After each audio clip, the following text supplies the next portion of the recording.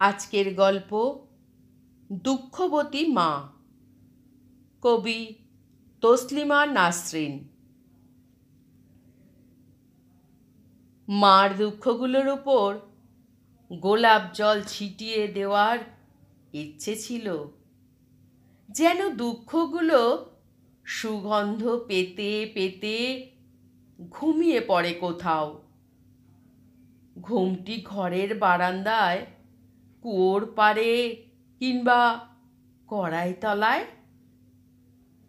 সন্ধ্যাবেলায় আলতো করে তুলে বাড়ির ছাদে রেখে এলে দুঃখগুলো দুঃখ ভুলে চাঁদের সাথে খেলতে হয়তো বড়ি ছোঁয়া খেলা। দুঃখরা মাকে ছেড়ে কলতলা অবধি যায়নি কোনো দিন, যেন এরা পরম আত্মীয়। খানিকটা আড়াল হলে বিষম একা পড়ে যাবেন মা, কাদায় পিছলে পড়বেন, বাগে ভাল্লুকে খাবে।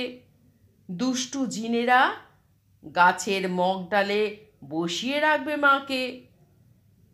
দুঃখগুলো মার সঙ্গে নিভৃতে কী সব কথা বলতো, কে জানে কী সব কথা।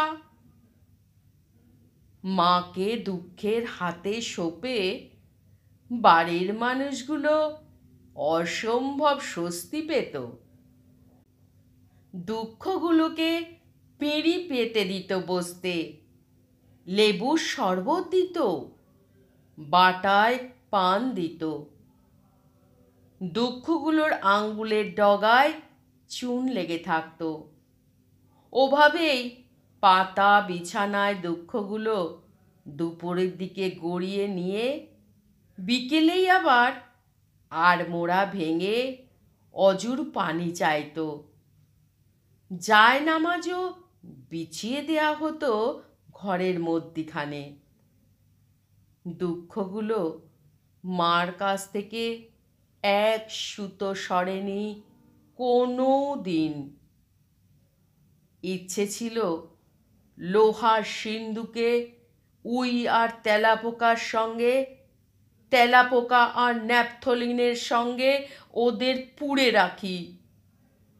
ইচ্ছে ছিল বেড়াতে নিয়ে গিয়ে ব্রহ্মপুত্রের জলে, কেউ জানবে না, ভাসিয়ে দেব একদিন, কচুরি পানার মতো, খড়কুটোর মতো, মরা সাপের মতো ভাসতে ভাসতে দুঃখরা চলে যাবে কোচবিহারের দিকে।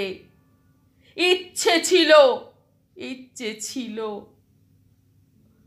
দুঃখগুলো মার সঙ্গে শেষ অবধি, কবর অবধি গেছে। তুলে নিয়ে কোথাও পুঁতে রাখবো, অথবা ছেঁড়া পুঁতির মালার মতো ছুড়ব রেল লাইনে, বাঁশ ঝাড়ে, পচা পুকুরে। হলো কই? মা ঘুমিয়ে আছেন। মার সিঠানের কাছে মার দুঃখগুলো আছে। নিশুতি রাতেও জেগে আছে একা একা। নিশুতি রাতেও জেগে আছে একা একা।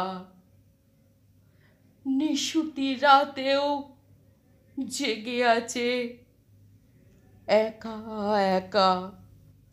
আমার এই গল্প পাঠ আপনাদের যদি এতটুকু ভালো লেগে থাকে, অবশ্যই আমার এই ছোট্ট চ্যানেলটিকে সাবস্ক্রাইব করে পাশে থাকার অনুরোধ রইল। নমস্কার।